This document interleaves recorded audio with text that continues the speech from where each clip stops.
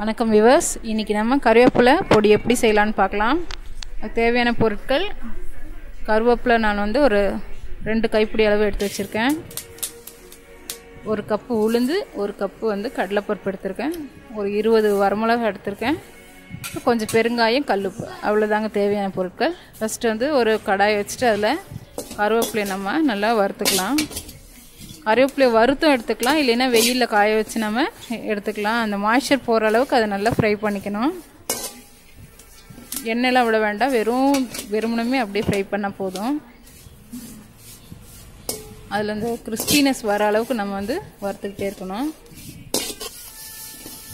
நல்ல colour change ஆகிடுச்சு பாருங்கள். இப்போ நம்ம அதை எடுத்து ஆற வச்சுக்குவோம். ஆற வச்சுட்டு மிச்ச இன்க்ரீடியண்ட்லாம் நம்ம வறுத்துக்கலாம். கருப்பு உளுந்து போடுறேன். கருப்பு உளுந்துக்கு கொஞ்சம் நல்லெண்ணெய் விட்டு வறுத்துக்கலாம்.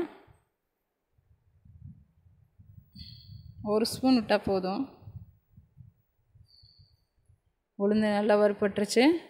இப்போ கடலைப்பருப்பு அதையும் அதே மாதிரி 1 ஸ்பூன் எண்ணெய் விட்டு நல்லெண்ணெய் விட்டு வறுத்துக்கலாம். மீடியம் ஃப்ளேமில் வச்சுக்கோங்க, அப்போ தான் தீயாமல் வரும்.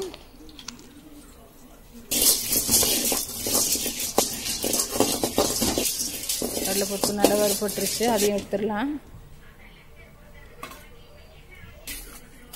இப்போ வரமிளகாவை நம்ம வறுத்துக்கலாம்.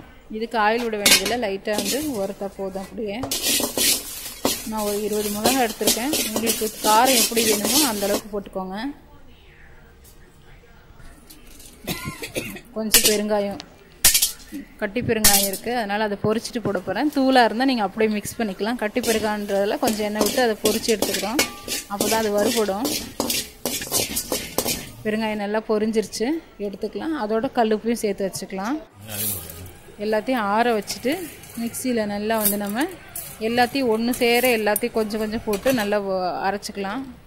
ரொம்ப தூளாக இல்லாமல் கொஞ்சம் கொரகொரப்பாக இருந்தால் நல்லாயிருக்கும். எல்லாத்தையும் அரைச்சிக்கலாம். நம்ம கருவேப்பிலை பொடி இப்போ ரெடி ஆகிடுச்சு. கருவேப்பிலை ரொம்ப அயன் ஜாஸ்தி இருக்கிறதால முடிக்கெலாம் ரொம்ப நல்லதுங்க. டெய்லி 1 ஸ்பூன் இட்லி தோசையோடையோ இல்லை சாப்பாட்டில் நெய் தேங்காய் எண்ணெய் போட்டு சாப்பிட்லாம். அது ரொம்ப ஹெல்த்தியானது. இந்த ரெசிபி நீங்களும் ட்ரை பண்ணி பாருங்கள். இந்த வீடியோ பிடிச்சிருந்தா லைக் பண்ணுங்கள், ஷேர் பண்ணுங்கள், சப்ஸ்கிரைப் பண்ணுங்கள், மறக்காமல் கமெண்ட் பண்ணுங்கள். நன்றி வியூவர்ஸ்.